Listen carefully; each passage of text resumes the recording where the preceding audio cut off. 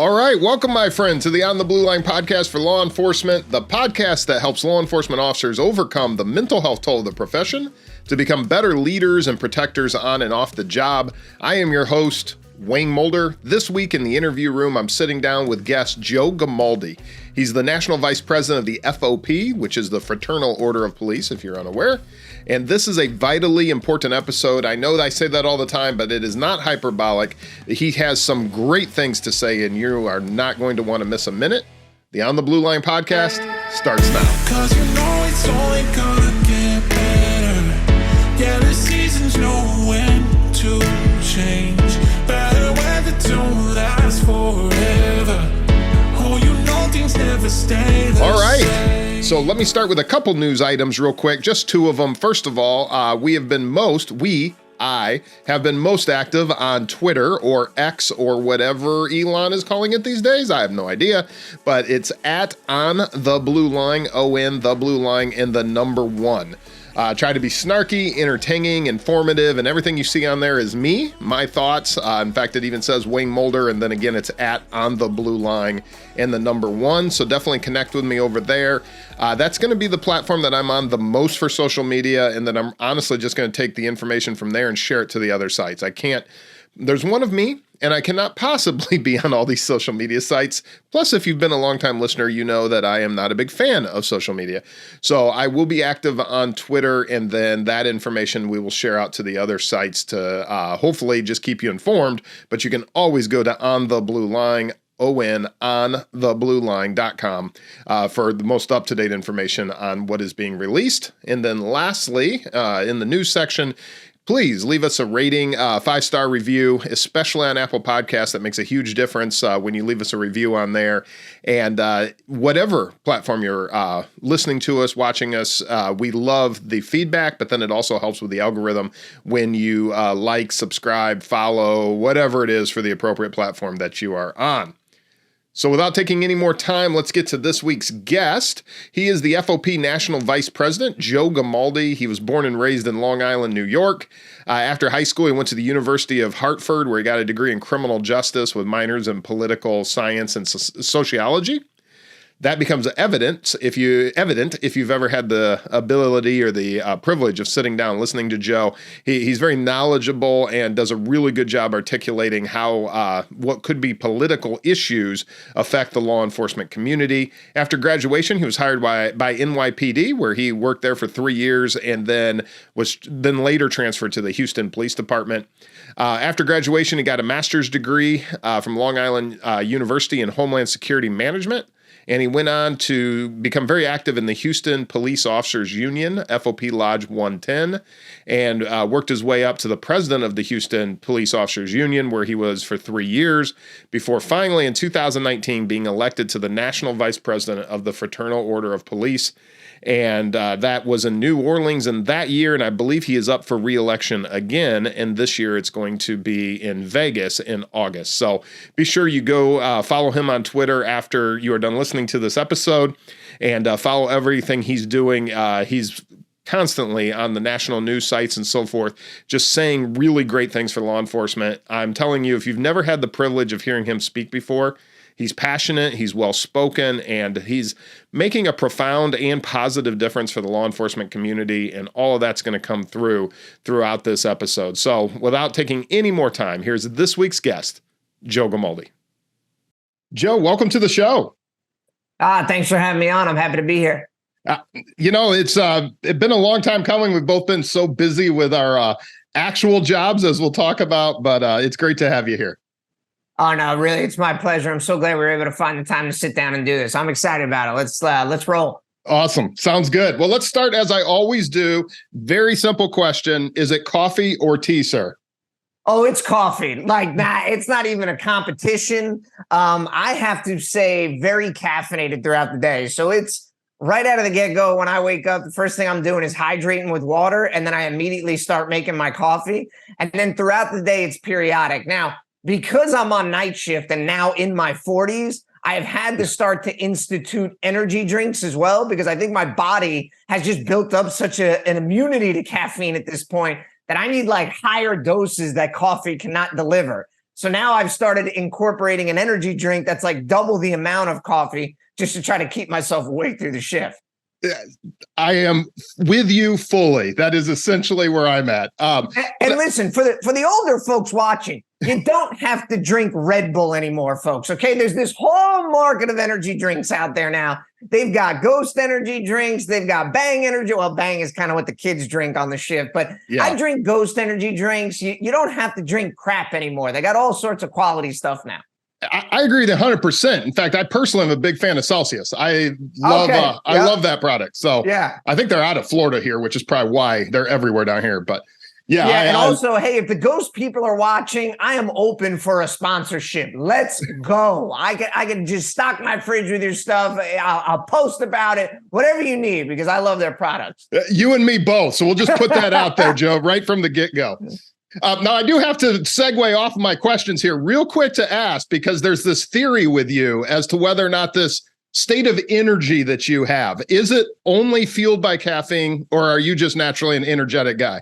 So I am naturally an energetic guy in general. I work out 7 days a week. I'm constantly going with my kids and with my wife. And so I naturally have a lot of energy, but like I just kick it into another gear with the coffee and energy drinks. It's like, I can run at a certain level, but when you add that stuff, I can really hit top notch. I love it. Well, we've established that you, as do I, drink coffee all the time. But my follow-up to that is typically, where's your favorite place to have that drink? Not necessarily type, but just a location. I find with coffee drinkers, there's something typically that they just like to and breathe and have that sip of coffee. Yeah. So particularly with me, for those that don't know, like I work night shift. So when I get up, it's probably already about 11:30 a.m. And my routine is like I have my breakfast and then I have my coffee afterwards. And I normally sit in my office and just kind of catch up on just breaking news or any news that I may have missed or anything like that.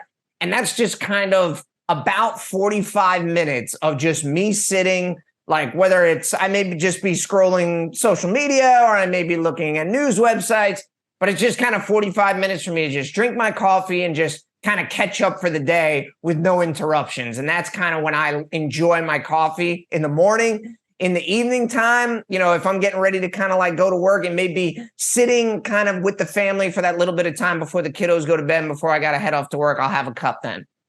I love it. Do you have a best or worst travel story? Wow. A best or worst travel story.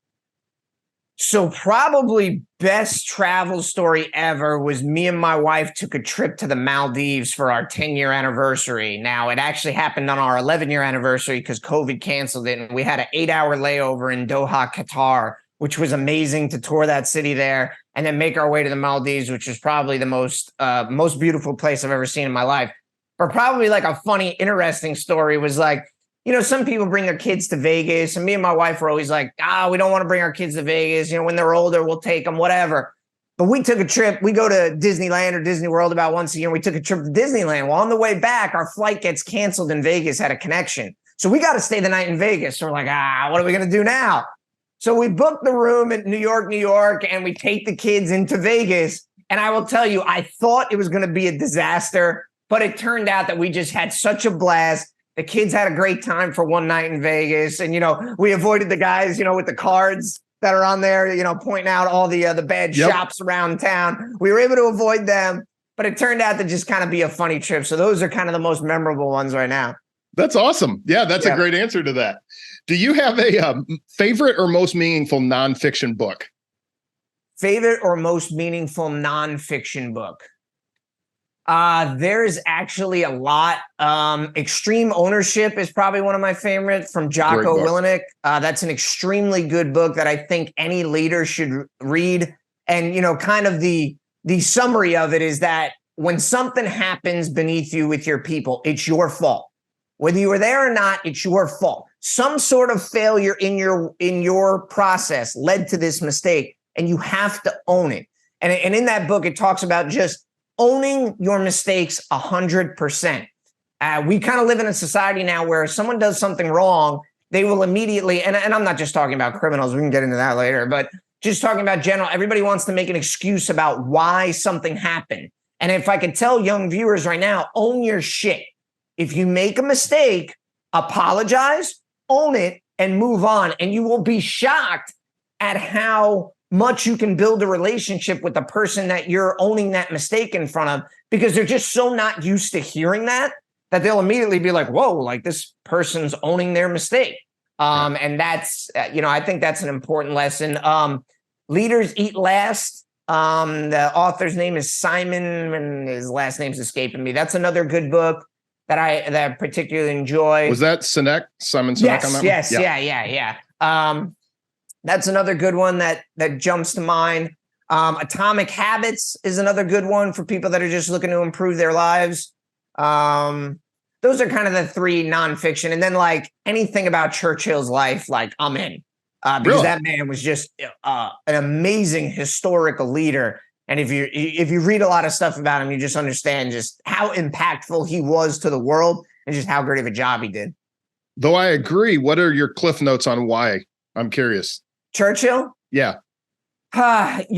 Leadership in the face of just enormous adversity. I mean, just the amount of pounding that, Britain was taking at the time, and the fact that he would still go out. I mean, he wasn't like hiding in some bunker. He would be out on the rooftops with a fucking helmet on, standing with his people, showing them not to be afraid. And when you juxtapose that with Hitler, who towards the end wasn't even coming out of his bunker when Germany was getting hammered. So I think so that's part of it, but also his story. Like people don't know, like Churchill was kind of on the outs politically before World War II, and then built himself back up and eventually became the leader there. So, I mean, it's just a really good story. I guess just standing up to adversity and just never giving up, just willing to fight to the bitter end. Yeah, no, I agree with you 100%. And I love that. I think one of the failures, and maybe it even kind of goes to the point you just made on owning mistakes, is this whole thing where we also currently refuse to learn from history. And that's where I love exactly what you're saying right here with Churchill, and of course, other leaders that we could name throughout history. Let me ask you, what is that place that brings you the most peace? What's your favorite spot to just kind of stop, breathe, and enjoy life? In the backyard with my daughters and my family. That is my happy place. I am the most happiest when I'm spending time with my family, quality time, uninterrupted. And it doesn't have to be like, don't get me wrong, we love going on family vacations and everything else, but it could be as simple as just hanging out in the backyard, swimming in the pool, or, going to get ice cream or Italian ices or something like that. But I am at my most happiest when I'm spending time with my daughters. That's awesome. Yeah. And that was actually one of the follow-up questions I was going to get to later in here, because I think that's such an important aspect that sometimes get lost when we talk about, people doing things within the law enforcement profession, and especially at a high level outside of just the job itself. Let's start a little bit with your origin story for context. So tell us a little about who is Joe Gamaldi, where have you served, and what are you doing now? Yeah, well, I was born and raised in Long Island, New York. After college, I joined the NYPD. That was from 2005 to 2008. I did 3 years. Listen, I'm happy that I did that job because it gave me a lot of perspective.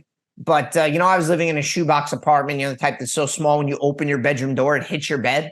And Finally, I was just like, is this really what I want for my life? I was also involved in an officer-involved shooting, and the department didn't really support me. And it was a clean shoot, too. The guy shot at me. He missed. I didn't. Recovered the guns, all that good stuff. But in the end, I didn't feel very supported. And, of course, I wasn't making a lot of money, and the cost of living was through the roof. So finally, I was like, this is not really what I want. So I started looking around in different places you could live where the cost of living was a lot cheaper. My brother had lived in Houston at the time for about 8 years. So I decided, well, let me just see what I can get for the money. So I went and visited, and he showed me like model homes. And I was like, oh my God, like these are so cheap, like cost of living cheap. Where do I sign? Yeah. And at the time, this was, 15 years ago, because I've been with HPD now over 15 years. And they were hiring like big time, like a hiring kick. So I just cold called them. I was like, hey, do you have a test coming up? They're like, can you come down right now? And I was like, whoa, okay. And I went down there. They processed me within a few days, had me come back a couple months later. I mean, I was hired within like 3 months. And I joined the Houston Police Department. I did patrol. I did my patrol time in the NYPD, and then I did 5 years patrol in HPD, 5 or 6 years, and then what really changed kind of my career trajectory there for a while was I had a man that I met who is my mentor in life. He's like a father to me, Ray Hunt, who is the president of the union. And he gave a presentation at the academy where he was talking about different union things. And I was in the academy at the time. And I asked him a bunch of questions, like hammering him with questions. And he was like, "What is your name?" And he called me like 2 years later and was like, "Would you like to be on our bargaining team?" And I was like, "Sure." And he said, "We want you to represent the interests of younger officers." Then when that was done, he said, "You should really run for a board position." I'm like, I'm not really involved. I'm not really interested in getting involved in union stuff. And he looked me dead in the eyes and he goes, "How do you expect anything to get better unless you get involved?" Yeah. And that was kind of like a slap in the face, So shortly thereafter, I got on the board. Became a board member. Shortly after that, I ran for second vice president of our local lodge, which I won. I was able to study under Ray Hunt for a number of years. I then became the president of the local union. I did that for 3 years. And while I was president, the opportunity to run for national vice president of the FOP came across. And at first, it wasn't even on my radar. It wasn't even something I was interested in. I was busy doing the local things. But there was an opportunity, and a lot of people reached out to me and said, "Listen, we think this is just the right moment for you and your particular brand to kind of grab this by the reins, and we think you should do it." So I decided to jump in, and I won that, and the rest is history. That's awesome. Just because it may interest the listener, some of the reading I was doing in prep for this, it looked like you also were able to, when you came in that position, do some things that may have even been considered cutting edge at the time, like developing an app and that kind of thing. Was that some of the things you were involved in on the front end when you got into that position? Yeah. So, locally, it was developing an app and also just developing a robust social media platform, because I think people forget years ago, police unions weren't exactly all over social media defending cops and making sure that our message were getting out there. And we were kind of on the front end of that. And we developed a very big social media following locally, thanks to a great team that we had in place there that did a great job.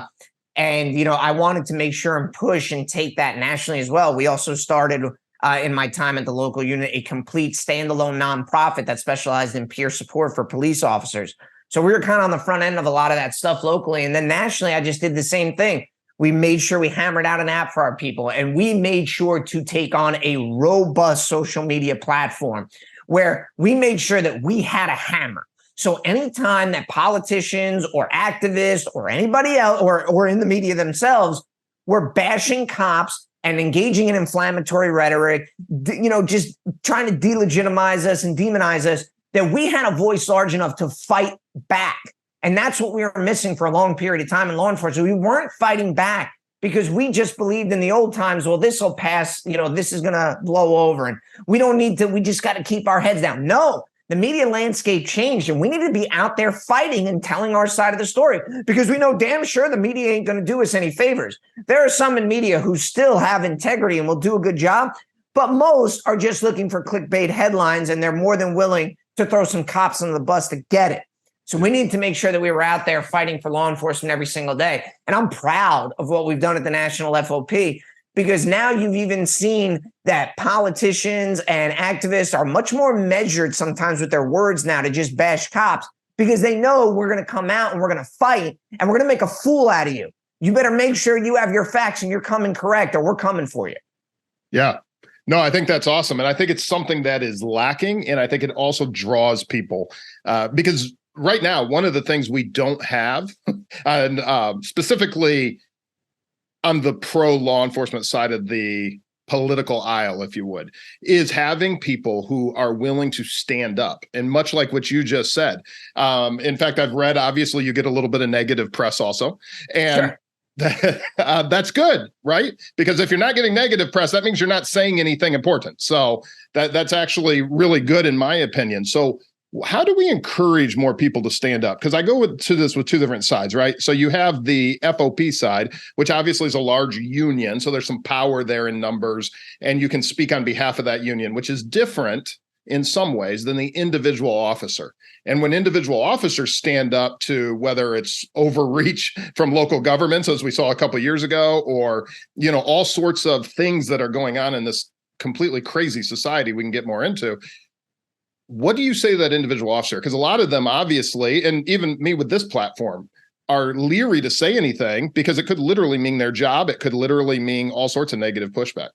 Sure, there's certainly a risk associated with it. What I like to tell people is like, it may not be that you individually have to speak up, but you need to be involved in your local lodge, in your local union. And you need to make sure that the leaders that you're electing are representing you well and stepping out there and making sure that y'all have a strong opposing voice to all the nonsense that goes on.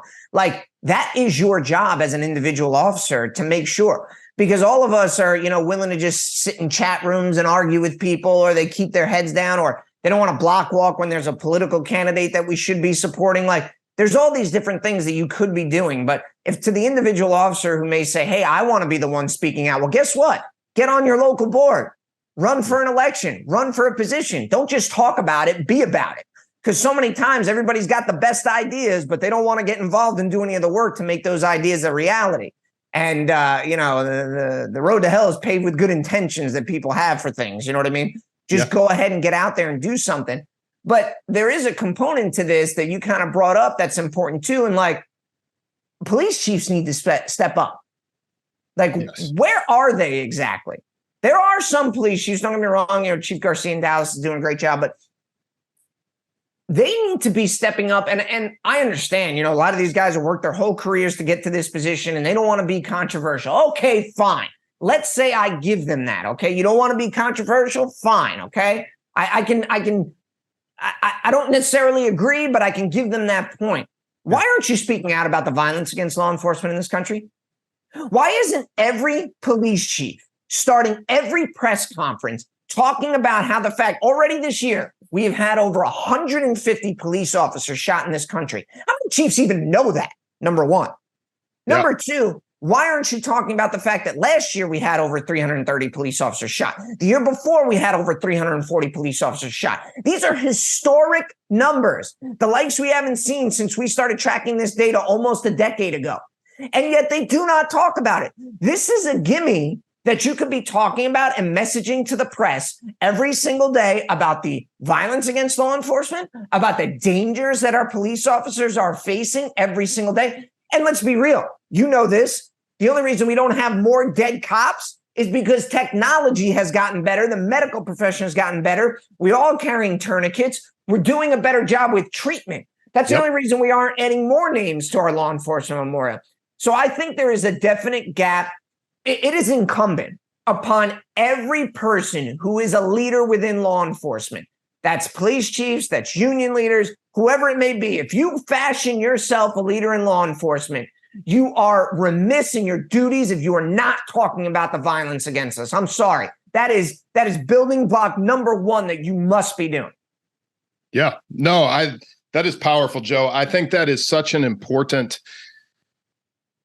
We really have cowardice. Like, there's no other word for it, right? Like, whether we're talking in the political side or we're talking some of these leaders of agencies, it is a level of cowardice where we're not even willing to stand up. But then the other side, if I may, that is so shocking to me. You actually had on your Twitter a couple individuals that call themselves the Squad in their recent vote, where they were talking about this was simply honoring officers killed in the line of duty. So exactly what you're talking about. And yet we have people in this country that are literally being we have these people who have leaders, a term I'm using loosely, in Congress representing them that voted nay to that resolution. How do you fix that? I mean, this is a societal issue as well. This is them not voting for it is absolutely despicable. Yes. That this is happening in our country right now. It's absolutely despicable. And it's funny because Cori Bush out of Missouri, who represents St. Louis, who led, the nation in murders per capita in 2020, but she wants to defund the police. Okay, people are dying in her community, but she wants to defund the police. You know what's interesting about her? Do you know that she has a private security detail that she pays? You know who was the highest paid of that private security detail? Her husband. So, of course, there's no corruption going on there. None. And let's make sure I'm protected. me because I'm important, but not the community I serve. That's the type of people we're dealing with. And here's where we have a problem is that every other Democrat should have treated them as a pariah and said, you're wrong for this. You should not be doing this. And they should have put them on blast for it and said, this is absolutely not acceptable. This is not what we're about. But you didn't hear a peep. No. In fact, they got fairly positive coverage on it from most media outlets. They didn't say a word. Yeah. And are we're really in a place now where, I mean, it's such a stain on society that we can't honor dead cops. I mean, are you kidding me? Yeah. This is reminiscent of, troops coming home from Vietnam and people spitting on them and assaulting them. Like, come on. At the very least, you could honor the sacrifices of police officers and their families. But you know what it really boils down to for them? It is ideology over everything. So I have to fit myself into this far left box and I cannot step out of it instead of just having a little bit of human decency and supporting cops that have given their lives in service to their communities and their countries. It's disgusting. Yeah, it absolutely is. And one of the things I love is how forcefully you're talking about this. One thing you had said, and I thought this was very eye-opening, and I couldn't agree more, but I want to go somewhere with it, is the statement, quote, they burned down the institution of policing, and now we are living in the ashes, end quote. So what do we do living in the ashes, right? So where this leads is, and you've hit on this before, and I'm kind of curious, I want to dig a little deeper into it, because obviously this podcast is speaking primarily to law enforcement. So the majority of our listenership are active duty law enforcement, a lot of retirees as well, but primarily active duty law enforcement.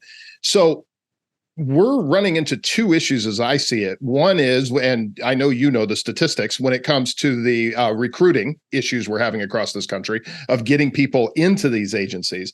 And then my fear is who, and this is kind of the second part of the question, if you would, is the people we're then attracting to the profession. Since a lot of people don't want the job, it scares me who does. Yeah. And so that is kind of my two-pronged question for you. What do we do? Like, what do we do as we're living in the ashes, as you say? So, retirements are up 45% nationwide. Resignations are up over 20%. Applications for the New Jersey State Troopers are down 90%. Applications for Chicago Police Department are down 83%. Illinois police applications are down 70%. 70% of agencies in Colorado say they can't can't get anybody to take the job. The list goes on and on. I'm just giving you a snapshot, but it's across the country. Everybody's dealing with it, right? Yeah. So as a result of this, there's only a few things that communities can do. So number one is lowering standards. Now we're already seeing this, okay? We're seeing them taking people that, have multiple criminal convictions. We are seeing physical fitness standards lowered. We're seeing drug standards change. So they're clearly lowering standards, right, to get more people through the door. So that's number one. Number two is they cut services to their community. Now, they're not cutting the taxes that their people are paying, but they are cutting the services. And that's not fair to the taxpayers because we just don't have enough people to fill the job. But, they don't cut the citizens' taxes when they don't have enough cops. So they're basically saying, unless it's a high priority call in a lot of communities, we're not coming out. Property crime, just fill out an application online, fill out a report online. Is that really fair to them? I don't think so. There's a certain level of service that they're expecting, or they're keeping these levels in place and you're digging a hole underneath us before we even get to a call because you have people that have been waiting 5-6 hours on the worst day of their life when their home is burglarized. Who are they pissed at? They're pissed at the cop when they should be pissed at the politicians who've been throwing us under the bus for years and the media. And that's why cops won't be willing to take the job, which is why we're shorthanded. All right. So all those things are at play. So now we have departments, municipalities, counties accepting people who otherwise just a few years ago would not have been qualified to be a police officer. And we are going to reap what we've sowed as a country.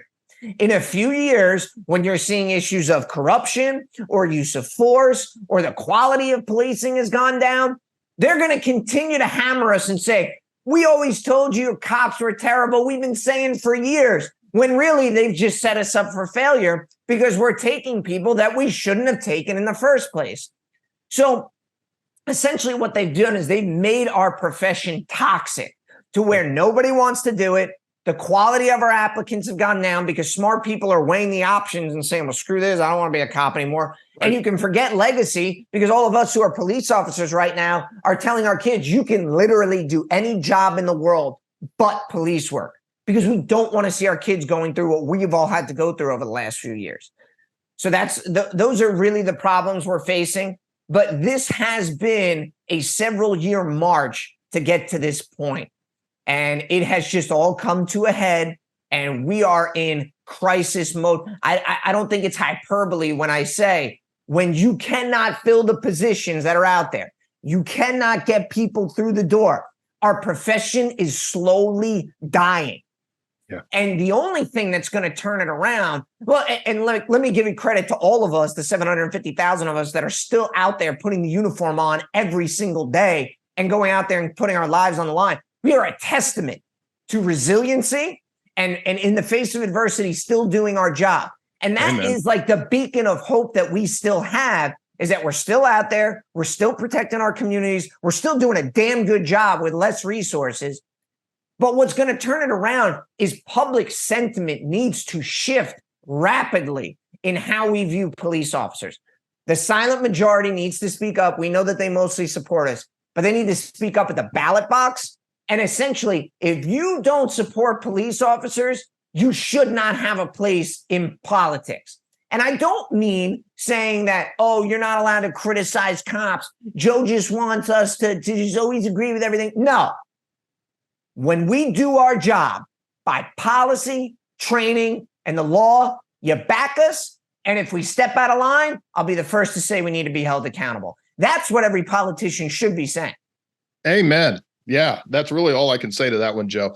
I agree with you 100%. And I love how you, because, yeah, there's so much going on. It's even hard to quantify that. Like, we could talk forever with all the problems. But I like how you say the solution is the people who are doing this job and then trying to change public sentiment. I do want to ask this. This was something I debated on even bringing up. But since you brought it up, I'm going to.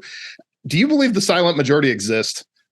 I just have to ask, because that was what I always heard, right? Like every person with an R after their name was going to come someday and save us. And we've seen recently that just because you have an R or a D doesn't mean you're necessarily for the people on either side. So I'm just kind of curious, do you really believe the so-called silent majority actually exists?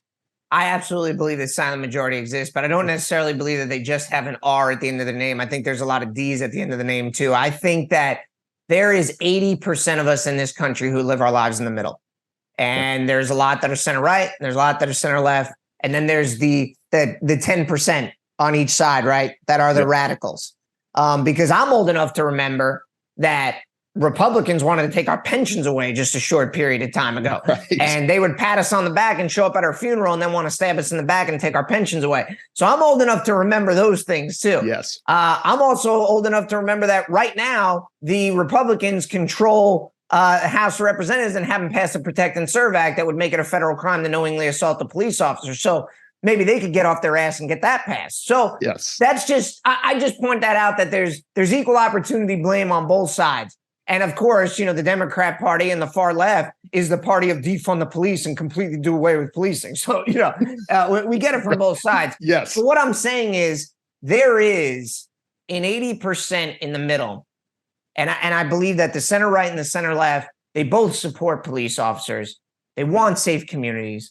They want their kids to go to school and be able to walk them to school. They want to be able to go to a grocery store that doesn't look like a military installation. They just want to live their lives. But, and I hear from people, well, why don't they show up at the ballot box? Or why don't they come out and rally for us? Because they're busy. Yeah. Because they have lives. Because you know what? They're not really worried about their local DA race. They're worried about getting their kid to soccer practice that night. They're worried about getting their kid to swim practice. They're worried about that big project they got to do at work. They're worried about paying their mortgage at the end of the month, or why groceries may be more expensive right now. So they're keyed in maybe on the national political scene, but they're not keyed in on what's going on locally. And we know as cops that all politics are local, and that the biggest impact you can possibly have is voting in your city council elections, your school board elections, your DA elections, et cetera, judges, everything else. And I just think the silent majority is busy. They're not going to come out and hold a rally to support cops every week. Yeah. They've got their own lives. And so, but I think you see it every day when you're out there. If you guys are still wearing a uniform and patrolling, that you get the thank yous. You get somebody buys you a coffee, buys you lunch, all these different things. Has their kid come up to you and say hello, not in the he's going to take you to jail thing, in the more of, hey, that's a police officer if you need help. They're out there. And I think as a police officer, our vision also gets skewed because we don't interact with the silent majority all that much on calls for service.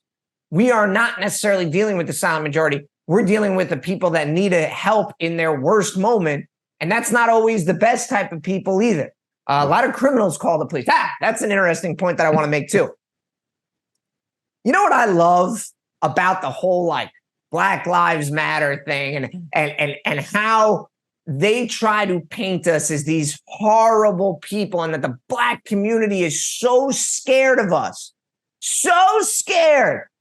They believe, and society as a whole is scared of us, right? Right. Because we're just these horrible people who just murder people indiscriminately. Yet still people are calling the police at historic numbers. And we get the most calls in minority communities. That's just statistically. Right. So if they were so scared of us and believed that we were all murderers, why are you still calling the police? Yeah. Somebody answer me that question. Why, if you really believe that we were coming to murder, and I'll give you a perfect example. There was a video that we posted the other day on the FOP Twitter and Instagram, and I encourage people to go look at it. There is a group of NYPD officers walking, and I think they're monitoring a protest or whatever it is, may have to deal with that subway deal. And there is a Black Lives Matter activist who is Black screaming in this officer's face. I mean, he's like this close, using the most horrific language that you've ever heard in your life. If you really thought we were murderers, do you think that do you think that asshole would feel comfortable talking to the police officer like that? Of course not. Come on, give me a break. And that's to another thing too. Black Lives Matter has lost all credibility. They have stayed silent while the Black homicide rate has now risen. Black males are 12 times more likely to be murdered in this country than any other race. You hear nothing from Black Lives Matter. You hear nothing about the revolving door criminal justice policy that is pushing all of this. You're nothing from them. What you do hear is in the news about how they misappropriated funds, about how they were building real estate empires. Their story, I won't bore you with the details. Just go Google it, folks. Their funding in 2022 is down 88%. Let me say that again. Their funding is down 88%. And it's thanks to people like us at the National FOP and a lot of other media outlets who are willing to cover the corruption that you saw and willing to call out their hypocrisy for not supporting the Black community. Because, there is a group of people in this country who really cares about the Black community, and we're in their communities every single day, and we care about protecting them, and we care about the prosperity of them and their families. And you know who it is? It's police officers. We're the ones that care because we're there every day. Couldn't say it better myself, Joe. That is exactly it. In fact, it kind of leads into something else I was going to mention. So I'll kind of open that door right here because you hit it nail on the head. You talked about Black Lives Matter, which besides the corruption and misappropriation and everything else, really is a Marxist organization. And I can establish that from just go to Wayback Machine and pull up their original websites. And the listeners can do that on their own if you don't want to take my word for it. But there are so many people trying to divide this country, divide it by race, divide it by class, all these things that never existed in mass are now existing. So one thing in the conversation we've had is we have a danger of kind of creating an us versus them mentality. What can we do to avoid that? What should law enforcement officers be careful of? Because it really isn't. And I think it piggybacks well on everything you've just said, that it isn't us versus them. Yeah, I think as law enforcement, we really need to never miss an opportunity to talk to our community and connect with them. And I don't necessarily mean coffee with a cop or dancing on TikTok. Those are all fine things. I'm not criticizing. I'm just, yeah. Well, but I think you get more out of it. When you're on patrol And I was on patrol for a long time. I just got done being a patrol sergeant. You have all these opportunities to interact with the public. And I think too often, and I'm not criticizing us, we just kind of want to stay in our bubble, right? We don't want to talk to anybody. Let me just get my coffee and let me walk out the door. I don't need to interact. Or, let me just eat as quickly as possible. And I know we hate the interruption when you're just sitting down your meal and the random person walks over like, can I ask you a question? Like, I get it. But those are all little opportunities. Those are all little opportunities, like to smile at the person at the coffee shop that's making you your coffee and make little chit chat. And like, I know there's some cops that are watching right now, like, oh, screw that. I don't need to do that. And I'm like, you don't. You're right. You don't. But do we want to turn this around? Do we want to make it better for all of us? Do we want to make it better for our relationships in the community? Do we want to make it better for the next generation of cops? I know this isn't our fault. I know that we've done a fantastic job and we continue to go out there every day, but we can just sit there and say, this isn't our fault and everybody should just come around.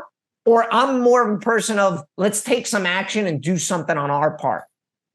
So take those opportunities, try to be friendly, carry the stickers in your pocket to give to the kids.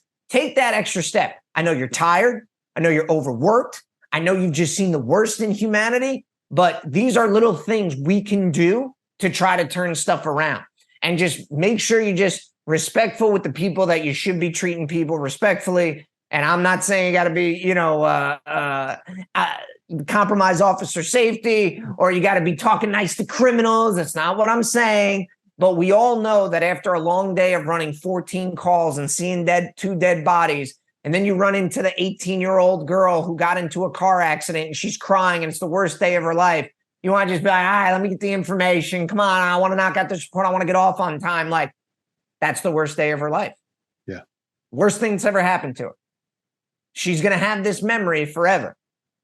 So she can remember the cop that rushed her through, was short with her, was rude, and was just trying to get it done. Or maybe you just take like an extra 10 seconds, just like, so sorry this happened to you. I got to get this information. And I'm telling you, there is a group that are watching this right now like, oh, screw Joe for saying this to us. Oh, you yeah. don't know what I've been through during a shift. I get all of it. I've been there. I know. I'm just saying that these are opportunities, if you want to take them as an individual officer, to just try to, make things a little bit better. You are absolutely right, Joe. In fact, I call them when I'm training new individuals who are coming to the force, I call them gas pump conversations, because I don't know how many times just that smile and that, hey, how you doing today? I mean, I don't need to sit there and talk to them for an hour. Now, sometimes it may become a 5-10 minute conversation because we just know there are those people that are going to talk our ear off and you're kind of like, all right, can I go? Let me get to my car here. But that's just part of it, right? But the positive impact that has, and the dichotomy of that is what brought me to one of the many things that brought me to law enforcement was interactions my family had when I was growing up. And I saw some of those officers that didn't understand the human side of the business and quite frankly, were kind of jerks in those moments. And it had a lot to do with why I do what I do. And the great part is you can do it in your own way. You know what I mean? You can do it however it fits into your daily thing. It doesn't have to be the organized community affairs thing that your department's doing. It's just, if that day you feel like chit-chatting with people, do it. You know what I mean? Just take the extra step. I find it pretty rewarding when I interact with the community for the most part. Now, I will say that I am in Houston, where the overwhelming majority of folks really do support cops here. I'm not saying that's the same for everybody's neighborhood, but I'm just saying that for the most part, it always ends up being a positive, and maybe you win over that one person. Absolutely. And my heart goes out to those ones that I'm in the free state of Florida. My experiences here are not the same as everybody else's. I was very fortunate through the reaction to the pandemic, as well as everything since. It's just been, I'm very blessed. And I understand that isn't the same for our brothers and sisters across this nation in certain areas. But I do think these little things, at the end of the day, we're all human, right? So I do think these little things that you're mentioning are so powerful. I want to switch gears real quick. Obviously, you shift commander, you national vice president of the FOP, you got a lot going on. And there's a tendency when we have a lot going on, especially you hear these, day one of the academy, everyone in this room is going to be divorced, that kind of thing, which maybe it's true, but hopefully not, right? So there's always this struggle between balancing the profession, balancing other goals we may have, like running podcast or being national vice president, and then what is really important, which is that home life or whatever it is that centers us. Can you speak a little bit to that? Yeah. So as for younger officers that are watching, like as you go through your career and you have a family and everything else, it is very important to remember what gives you the most joy. And ultimately, when you put pen to paper, what is the most important things to you? And then design your time and where you spend it accordingly. Another thing too, for those that are like up and coming and ambitious, and I've made this mistake for a very long time, and I've learned it over the last few years, you have to learn how to say no. It is so hard when you're starting out. You want to say yes to every new assignment or promotion, or they need this project done, they need this done, they need that done. And you will just stretch yourself so thin to try to please everyone, which, by the way, you won't. There will always be somebody that won't be happy with what you're doing. It doesn't matter how good you are. So get that out of your head too. Learn to say no. Learn to prioritize your time. Learn to make sure that there are certain things that you will not compromise on. Meaning, like, for me, one of the things is like my daughter's swim meets. My daughters are competitive swimmers, and I will not miss. I don't care what's going on. I don't care what's going on in the world. I'm not missing. And I'm happy to say I've only missed two. One, I had COVID, which it is what it is. And the other was for the National Police Memorial in Washington, D.C. And every other time I've had to say no to state conferences. I've had to say no to this. And people are going to get upset with you. They really are. And don't take it the wrong way. It's just because they want you around. They want you to be a part of whatever they're doing. But you have to prioritize what is important. And, as far as, hey, cops got the highest divorce rate and you're all going to be divorced, whatever, like, you just need to decide what is important to you and where you want to spend your time. And there's other sacrifices that go along with that. So you may sacrifice time with your friends that you can't hang out with them as much as you like. What I would say, though, is don't sacrifice your own health. And I mean, make sure you're still working out. Make sure that you're doing proper nutrition. Try to get enough sleep. That is something that I am very big fault of, is that I tend to cut down my sleep to make sure everything else fits. And obviously, like we talked about, I then supplement with caffeine, but you need to take care of yourself because the empty well gives no water. Yeah. And just think of the time that you're putting into your working out and your nutrition now is buying you years on the back end that you'll get to spend with your family as well. So it's just like long-term investing, but you have to find that balance. I wasn't always so good at it. When I was younger, probably like my late 20s, early 30s, your ambition is driving you. And you just want to achieve the next thing and the next thing and the next thing. And it's okay at some point to just say, I'm happy where I am. And I don't need the next thing. The next thing may not make you happy. And then guess what? Then you need the next thing and the next and the next. At some point, stop and say, am I happy right here? Have I achieved what I've wanted to achieve?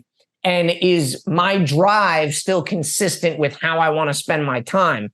And especially for those of you with kids, just know you only get so many years of their undivided attention at your home, right? Because at 18, they're moving out. They go to college and maybe they're never moving back in.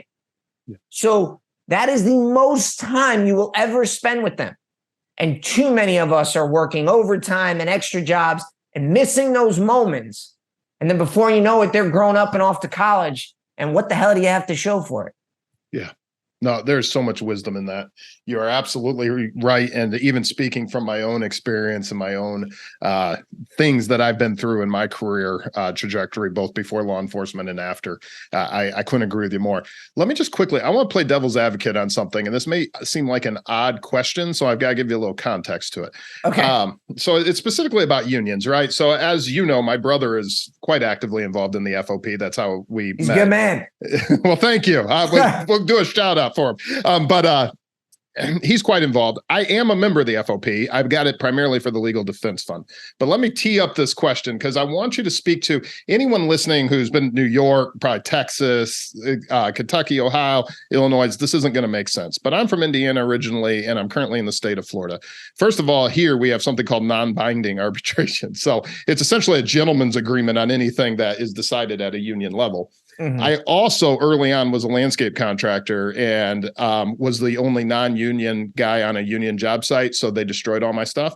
So I have always had a very negative opinions of unions. And then we also have the growth of what we're seeing with the teachers unions, which is essentially a propaganda machine that anyway, I'll just bite my tongue on that one. So that is kind of where I come from with this question. So obviously, my brother's a great guy. You're obviously a great guy. I have a lot of good people involved in the FOP. So speaking to those skeptics such as myself, because this is very true. How do you expect change anything if you don't get involved? Your mentor was absolutely right on. But then on the other side of that, you have people like me that are like, but unions, we have a very pro-union president, Lunchbox Joe, that I don't 100% agree with anything when it comes to unions. So how do you square that for someone like myself that may be a little skeptical who's listening to this? Yeah, what I think I tell people about the importance of unions, because I actually come from a very odd background where my one grandfather was like super duper union.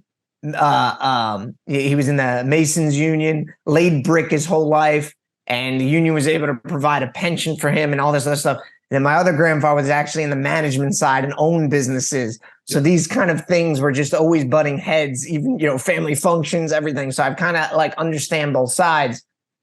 But what I'll tell people who are skeptics, and especially in law enforcement, especially if you trust politicians and the department to always do right by you and never be influenced by any other outside factors and just treat you the way that people should treat employees, well, man, you probably don't need a union.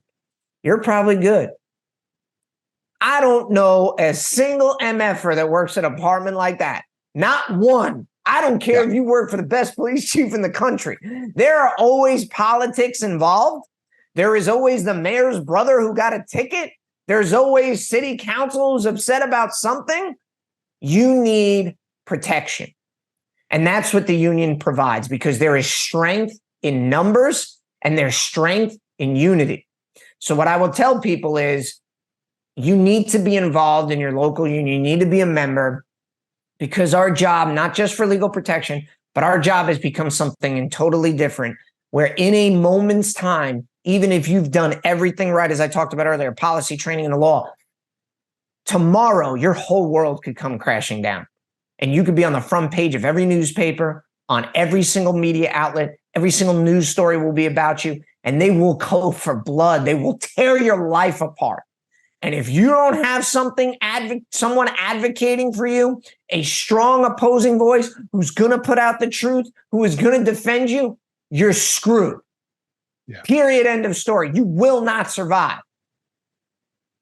So that is my case to people, that you should be a part of a policeman's union. Absolutely, you should be. And you should be a part of the biggest and baddest and the number one voice for law enforcement in this entire country, the Fraternal Order of Police. It's not even close. When we take media mentions of the other 11 groups combined, they only make up 50% of the media mentions we have. Last year, we had over $31 million in free advertising on all the national networks, because we're always on there. The other groups combined only made up 20% of that. So if you're going to be a member of any group, you might as well be a part of the biggest and baddest. That's great. That's a great answer, Joe. And I certainly agree with what you're saying. And I too, I love how you intro that with, if you trust your politicians and your agency does have your back. If you trust any politicians right now, I have some concerns about you in general. So we'll just leave it at that. All right. So my two final questions for you, because I want to respect your time, sir. What's next for you and your mission? Next for me and my mission. So I'm up for a re-election here in August. So I'm certainly hope that I will have the support of the FOP members. I feel like where we are right now as a profession is that for these last few years, we've really been in like a wartime setting where we have had to fight back every single day. What I would like to do is continue the strong opposing voice to the, delegitimizing, the demonizing police officers, but continue to like push a path forward and show all the great work that police officers are doing every single day. Because I really do believe, as we talked about, that the silent majority supports us. We just need to keep pushing, but we need to always stay on guard because we are one incident away from being back in that wartime footing all over again. And I don't want us to slide back. I want us to move forward because ultimately it's better for everyone when the community and politicians and the media support police officers. It's better for the cops because it makes it safer for us. The less anti-police rhetoric, the less violence there is against us. We have statistical data to prove that. The less crime there is. The American police officer delivered historic crime reductions before this latest huge spike in crime. And it coincided with treating cops like shit and the revolving door criminal justice system. So our country as a whole will be more harmonious and more safe if we support police officers in this country. And all you have to do is look at history to show us that. So that is really what I would like to see going forward. I love that. That's a great answer. Let me ask you my final question. I ask everybody. We've kind of touched on a few things that would qualify here, but this is kind of my question where we boil it all down. So what is the one thing or the one takeaway law enforcement officers can do that's going to make a difference in their personal lives? The one takeaway that could make officers a difference in their personal lives. Own your shit. Own your mistakes, like I talked about earlier.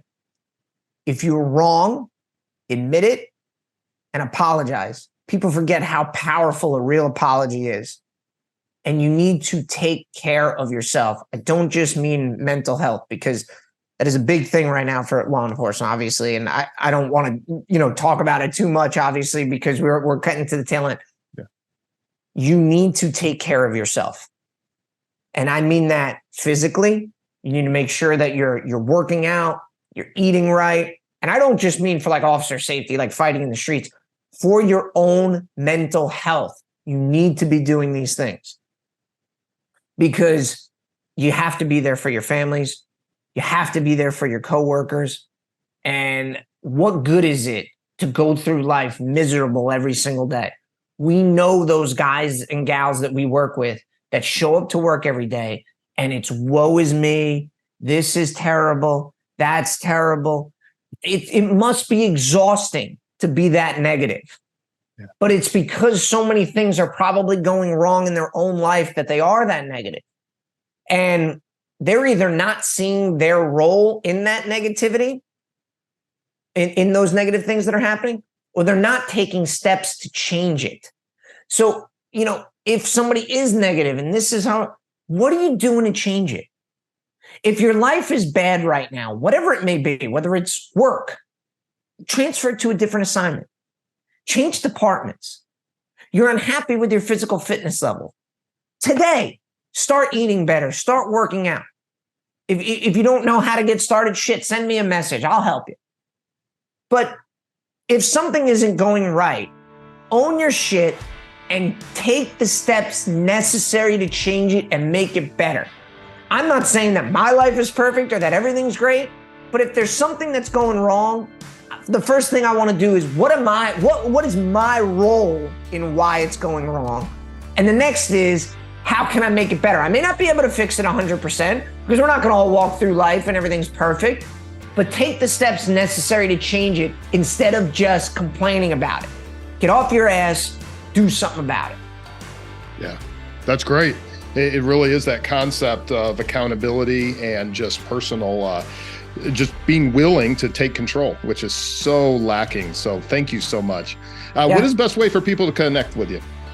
Best thing is follow me on Twitter at Joe Gamaldi, Instagram at Joe Gamaldi. You can find me on Facebook as well. If you got any questions or anything, feel free to send me a DM, whatever.